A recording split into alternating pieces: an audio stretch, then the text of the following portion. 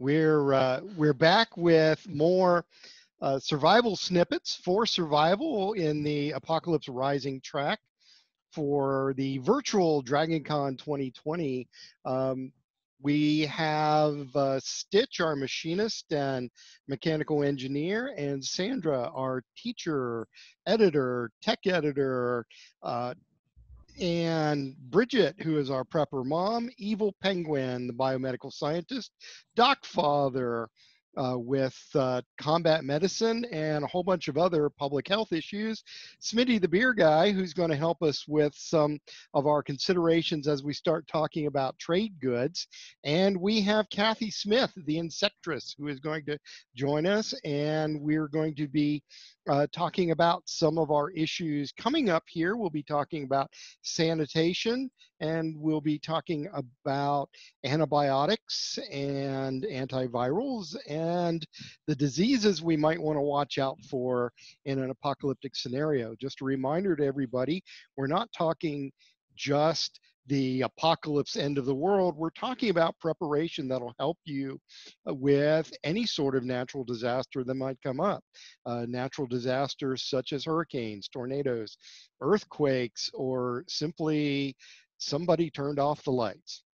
So at any rate, let's move on. We were going to talk about trade goods. What can we do now to build the type of stocks that'll be enough for us and maybe a little bit extra to trade with those neighbors that we've decided, hey, we actually like you, and maybe if we band together, we've got a better chance of survival.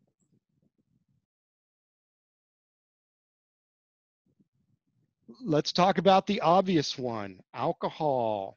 Even if you don't drink, it might be useful to have a little bit of alcohol around to use, not just for trade goods, but for part of your first aid and sanitation. Yes, at least 70% ethanol for sanitation. Um, and it's also incredibly good for preservation. In in entomology, if we are doing long-term storage for genetics and DNA extraction, we would preserve our specimens in 70% ethanol. And so long as the ethanol was in the sample tube, the specimen was preserved. I extracted DNA from samples that were over 2 decades old. So it can help with preservation of otherwise perishable goods. Whiskey in general is not high enough proof, nor is rum or vodka. What you need is something like real moonshine or Everclear is another close one, or some of their cheaper variants. Everclear, I think, is usually 190 proof, which is about 85%. Yeah, when I was doing insect collecting in the field, if I ran out of laboratory ethanol, I would hit up a liquor store and I'd buy a bottle of Everclear. Mm-hmm. And that's what I would use for my field samples. Now, a lot of your isopropyl alcohol, if it's straight over-the-counter isopropyl, it's fairly low proof. It's fairly low percentage. It has a lot of water in it, and of course, it's not drinkable. But that's one of the reasons why we talk about ethanol as being a good choice, because the other thing you can do with ethanol is you can dilute it in your water, and you can kill the bugs in the water with a little bit of ethanol. There is a story that goes around regarding the filming of the movie The African Queen. And in The African Queen, we had Katharine Hepburn and Humphrey Bogart, and they were on location filming with John Huston. And Catherine's companion at the time, Spencer Tracy, came down to spend some time, and Betty Bacall came down to spend time with Humphrey Bogart. There is a story that goes that Betty and Kate got very bad dysentery, and John and Spencer and Humphrey did not. And the reason why is because all the fluids they consumed had a liberal dose of alcohol in them.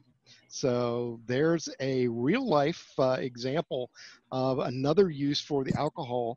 But let's talk about some other trade goods as well. Skills. Skills? Skills are especially just because you don't have anything stocked necessarily.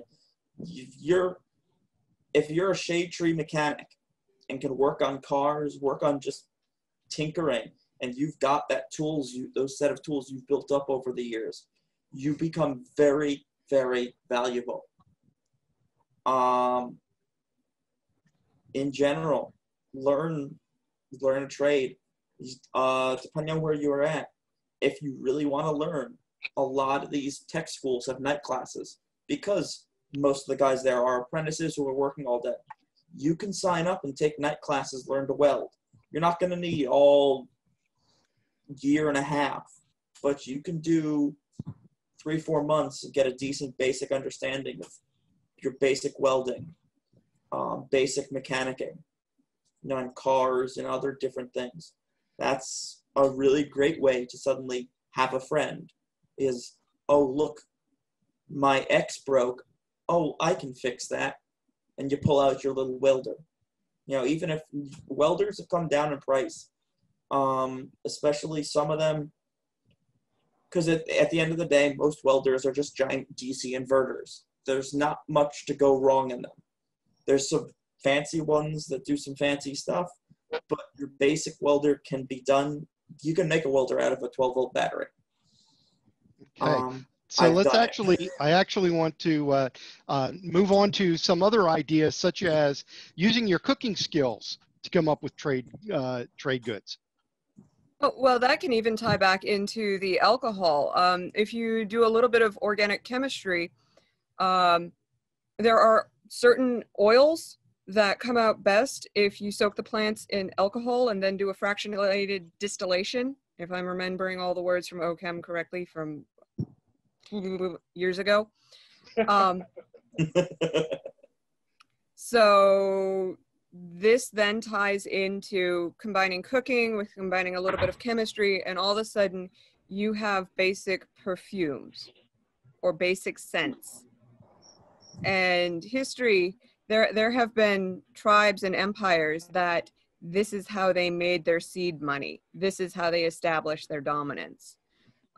So maybe you aren't looking to start an empire, but if you have to make your own soap, it smells a lot better if you can add a few drops of rose water to it. Or how about stocking some essential oils? Sandra, what would you recommend if we were going to add essential oils to our stock just for our own use and also as trade goods? Yeah, I would go with lemon and the citruses like orange and tangerine, because you can add those to teas or water. I would go peppermint. There's some things that you use for anti-inflammation cinnamon that I would take a look at. The only thing I would caution anybody on is look very closely at the oils that you want to purchase. A lot of them aren't for consumption, and so you have to be careful about that. If you're going to put lemon in a tea, you want to make sure that you're using something that you can consume. Or just get a whole bunch of lemons and juice them and freeze the cubes and then pull those out when you need them, things like that. But yeah, I'm a big believer in essential oils for their purposes and health and taking care of things, and even adding to, basil and thyme and marjoram and all of those, adding teeny tiny little drops to sauces and things. I don't know about anybody else, but this has been a much more boring apocalypse than I was expecting. Those stories, you're running and fighting the zombies and escaping, and you have plenty of action to keep you occupied, and you're not spending 9 months sitting at home. So one thing to consider for trade goods is hobby items, craft items, yes. Games. Oh, yeah. I have, I paint miniature, but I have spare paints that I could barter away with someone else. I have spare models that, if the kids across the hall are going absolutely bug house nuts and the parents are out of toys, I got models and paints that aren't going to cut into the ones I'm using. I have spare decks of cards. I have some board games. So if you're I was going to interested, bring up puzzles, because Mhm. puzzles were like the hot item. One of those things that kind of surprised me is puzzles. And once you've done the puzzle, like, that's a trade good. I don't know how many people will do the same puzzle over and over and over again. But My if you've parents, got- oh, my- do they? my Do my they do them parents. over and over again? Well, no, they'll do them once or twice, but then they'll sell them or they'll donate them to the secondhand stores, and then they'll buy a whole new bunch. And then my brothers and I will occasionally send them ones as like holiday gifts, so they get a new rotation. But they have a cabinet in the basement that's just full up of puzzles. And when they in the winter in particular, when it's a nice quiet evening, they'll pull them out, they'll clear off the dining room table, and they'll start setting it together. Well, that brings up another question. What about books as trade goods? you can Oh, yeah. probably read books out of my cold hands. No books. No, those are mine. I don't care how many times I've read them. They're mine. I mean, I have Nobody's double brought up copies of a toilet couple of books. paper. I have a lot of Is double nobody gonna copies bring of up some toilet books. paper? Toilet Like, paper. toilet paper. Serious, guys. Like, who thought that toilet paper would be the hot item that no one could get their hands on? That's true. Yeah. Toilet That's true. paper and Yeah. paper towels, because if you think about it, toilet paper takes up so much room on a semi, right? So if you have a breakdown in transportation, and we all saw what happened with toilet paper, and added on top of that, what about if you're just talking strictly trade goods, feminine supplies? Because Yes. ladies will pay good money to get the feminine supplies that they are confident and comfortable with if they have an opportunity to use that instead of a bunch of rags. I mean, there's a Yes. reason no one uses rags for a like we've evolved. We want our good modern feminine products. Yes. I'm not entirely Oh, sure and I that don't know people that they have a. really much of a shelf life, because I mean, I think that they would last. Like, we've talked about it previously, but I think they would last for a while. And most women don't have a 10-year supply of their preferred feminine products sitting in a cabinet somewhere. Thank you, Sheldon. Since I you mean, all it's going to require for that is space and making sure it stays dry. Yeah. for that matter, I'm not sure that people even have a stock of rags. I was wondering about being able to make clothing and make other items, and how many. Yes, that's because we're a cabal of likely suspects who thinks about the apocalypse all the time. No, I buy my shop be rags honest by with the you. pallet.